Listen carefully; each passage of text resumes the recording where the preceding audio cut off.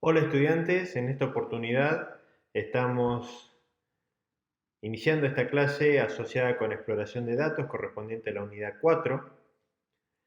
Nuestro mapa de ruta es detallado como sigue.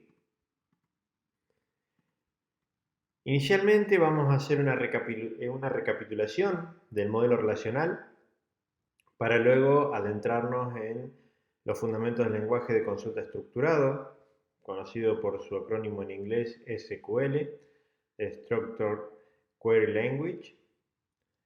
Luego vamos a abordar el análisis de datos multidimensional y vamos a diferenciarlo del modelo relacional. Y finalmente vamos a abordar el análisis asociativo o análisis de datos asociativos, que es lo que ustedes en la práctica llevan adelante a través de ClickSense, ¿sí? Finalmente, algunas conclusiones y síntesis del tema serán abordados.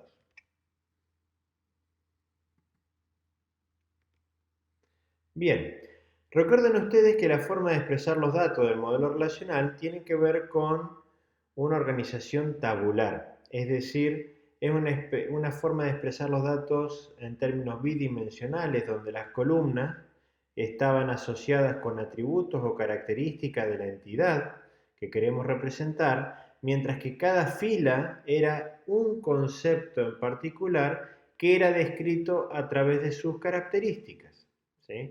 De esta forma, por ejemplo, de Guillermo Flores Tuay son todos datos que corresponden al mismo concepto de persona y esto se denominaba una tupla o fila o registro. La cantidad de atributos o columnas que tenía una tabla se denominaba grado, mientras que la cantidad de filas, registros o tuplas que tenía una entidad se denominaba cardinalidad. Cada atributo puede asumir un valor dentro de un conjunto dado de valores. Ese conjunto dado de valores se denomina dominio de valores y se entiende como el conjunto de los valores dentro del cual un atributo va a escoger su valor. Por ejemplo, si en el atributo ciudad tenemos que colocar un valor, cualquier valor que nosotros escojamos va a ser uno de todas las ciudades que tengamos dentro del conjunto. Pero, por ejemplo, no va a ser un DNI, ¿sí? Si nosotros tuviésemos el quill de la persona, los valores que puede asumir esta columna va a ser cualquiera dentro de los quill válidos que tengamos, pero no va a ser una ciudad.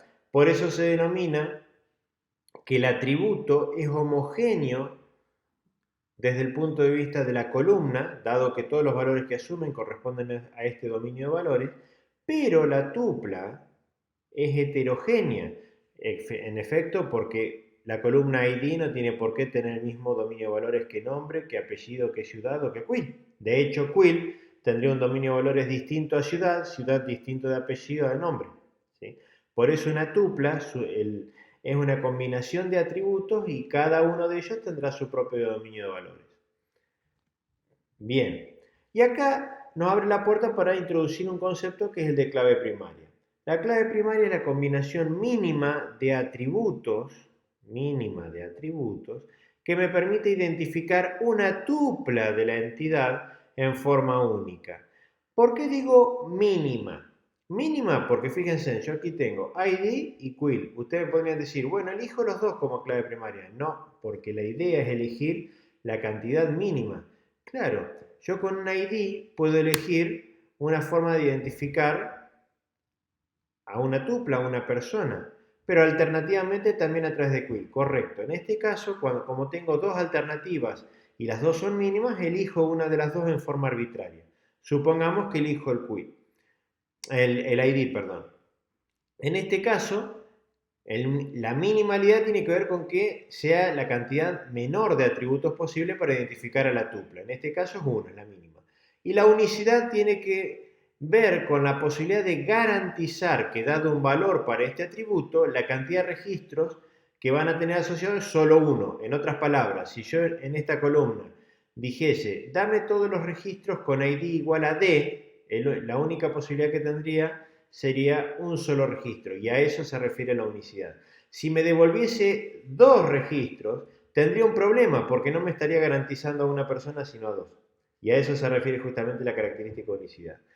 ¿Qué ocurre con la clave alternativa? Las claves alternativas son aquellas claves que no son primarias, pero que de igual modo nos permiten identificar a un concepto. Caso concreto, el quill. Nosotros hemos escogido el ID. Entonces la clave primaria de esta entidad, si yo tengo que establecer relaciones uno a muchos, muchos a muchos, etc., es el ID. Ahora bien, eso no implica que si yo conozco el quill pueda identificar y obtener el registro de la persona. ¿Sí? Por eso se denomina una clave alternativa, porque dado un valor, puedo obtener también un solo registro. La clave foránea es aquella clave que está en una entidad, en este caso no estamos teniendo ninguna, pero ya en breve vamos a ver un ejemplo, que está en una entidad haciendo referencia a otra entidad en la cual allí es clave primaria, y a través de esa referenciación nos está permitiendo establecer las relaciones entre dos entidades. ¿Sí? Un detalle importante, las claves primarias no pueden contener nulos, es decir, todos los atributos que componen una clave primaria deben siempre tener valor. ¿Por qué? Por una cuestión básica, si no tuviesen valor, ¿de qué forma podrían identificar a un registro? No se podría. Entonces es una condición obligatoria. La clave foránea, sin embargo, puede eventualmente ser nulo. ¿Sí? Eso no implica que el lugar donde está definida como clave primaria sea nulo. No, no, no.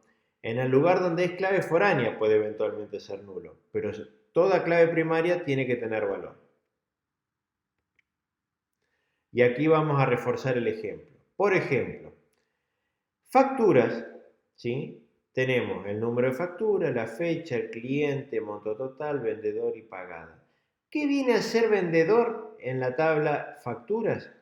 Viene a ser en realidad una clave foránea, que está un atributo, vamos a decirlo así, que está referenciando a otra entidad, datos de los vendedores, donde es clave primaria. ¿Y cuál es la importancia? Que si yo conozco el valor en facturas del vendedor que realmente generó esta factura, que es el 1, puedo ir a los datos de los vendedores, ubicar el identificador igual a 1 y obtener un solo registro correspondiente al vendedor del cual estoy hablando.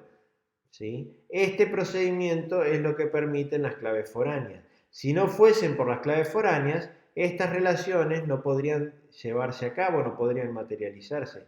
Y esa es la importancia que tienen en el modelo relacional. Ahora bien, supongamos que por un momento no conocemos el vendedor que generó la factura. En ese caso, el valor para esta celda, intersección entre la columna y la fila, estaría indefinido. Pero eso no implica que los datos de los vendedores no estén disponibles. A eso nos referíamos hoy cuando decíamos, eventualmente una clave foránea puede ser nula, no tener valor, pero eso no implica que en su entidad base, donde es clave primaria, sea nula también, ¿no? Porque contradice el principio de la clave primaria, que todos tienen que tener valor.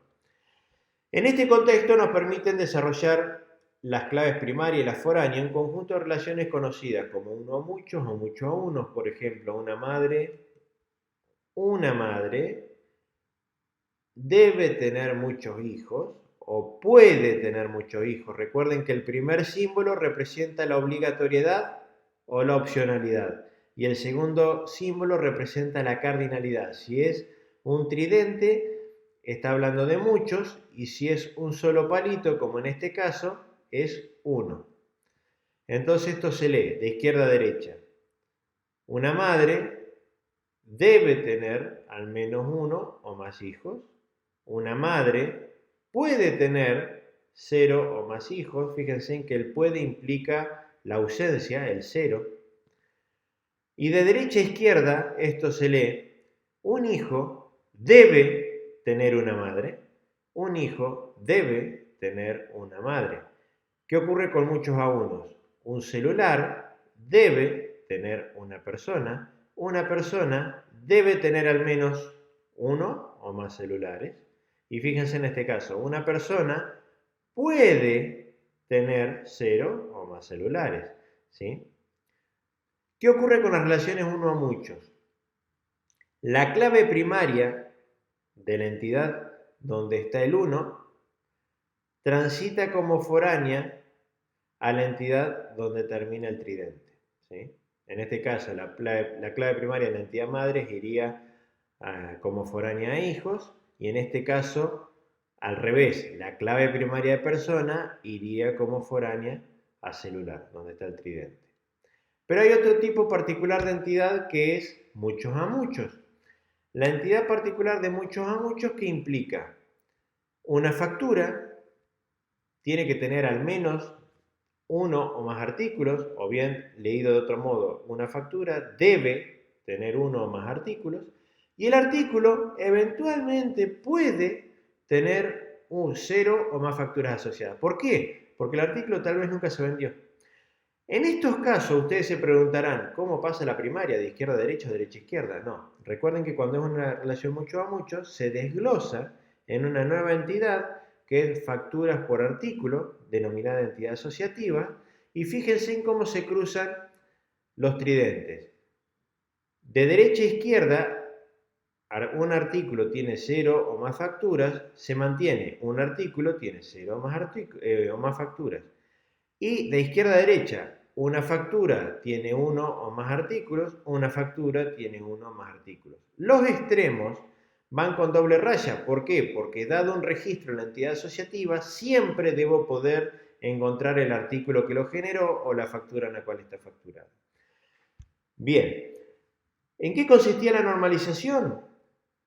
Es un proceso, una técnica, a través del cual nosotros tomamos un conjunto de requerimientos y generamos, mediante la aplicación sucesiva de reglas, una estructura de datos expresada bajo el modelo relacional y con mayor o menor restricción de acuerdo al grado de detalle y especificidad que nosotros deseemos en la estructura base de datos. Por eso están la primera, segunda, tercera, cuarta, etcétera, de las formas normales, para ser más o menos restrictivo. ¿Qué es lo importante? Que la técnica de normalización es reversible, es decir, si yo organizo los datos de una forma tal que digo que está normalizada, yo puedo volver a obtener los datos en su estado natural, es decir, que a través de la aplicación de estas técnicas no hay pérdida de datos, ¿sí? Sino de lo contrario no serían tan utilizadas.